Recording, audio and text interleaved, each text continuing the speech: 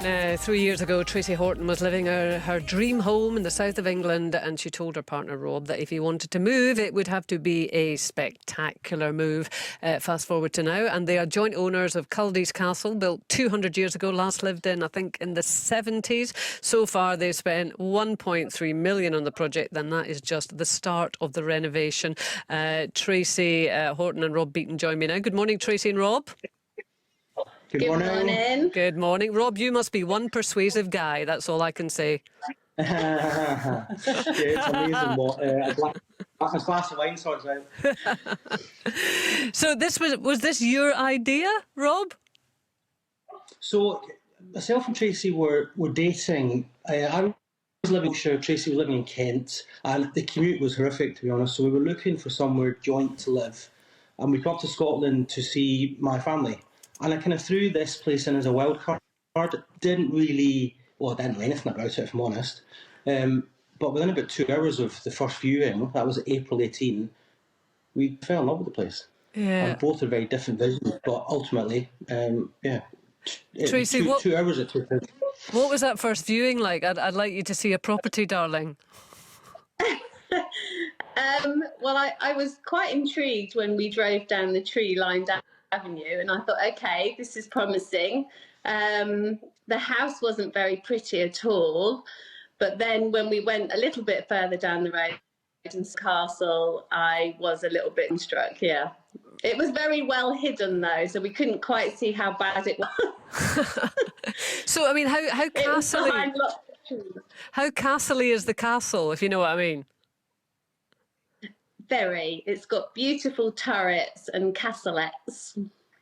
Right, okay, so it absolutely looks the business. But presumably completely different from the kind of home that you were living in before, Tracy. Yeah, I mean, I've always tried to live in period buildings, and my last home was a Georgian house. So this was, quite a good upgrade that he found me. So, Rob, what kind of condition was the castle in when you first decided to buy it? Scary condition.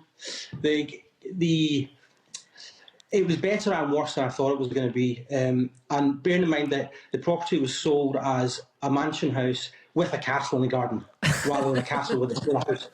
So, I to be honest, I didn't know what to expect, but parts of it were a lot better than I thought, and parts of it were a lot worse.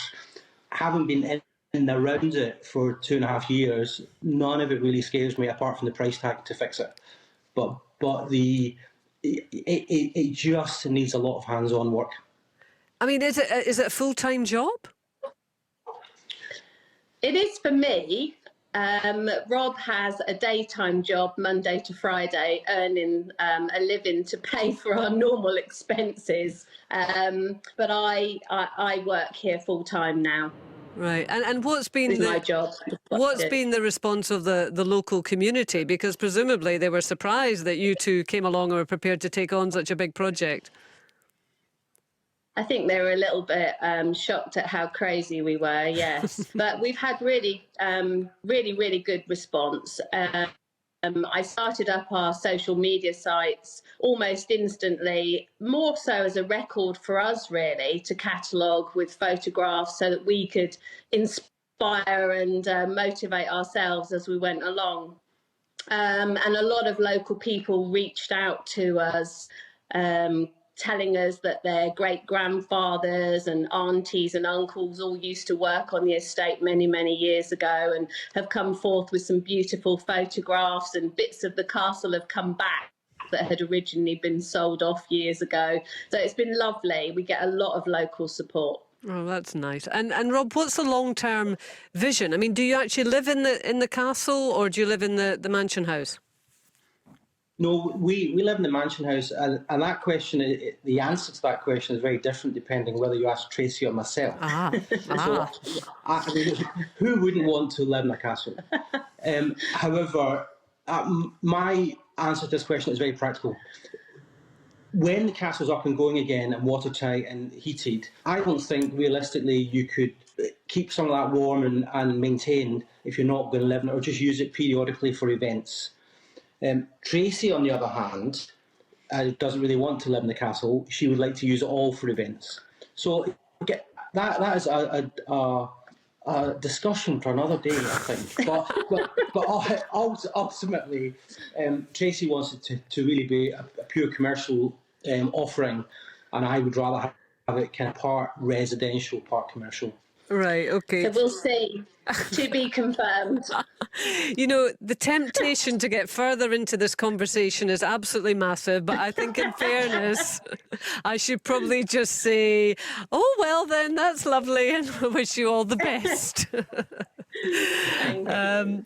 Well, yeah, it's a great project to take on. We look forward to seeing how it evolves. And I don't know, what, a year down the line, you'll come back and speak to me and tell me who won the Battle of the Castle?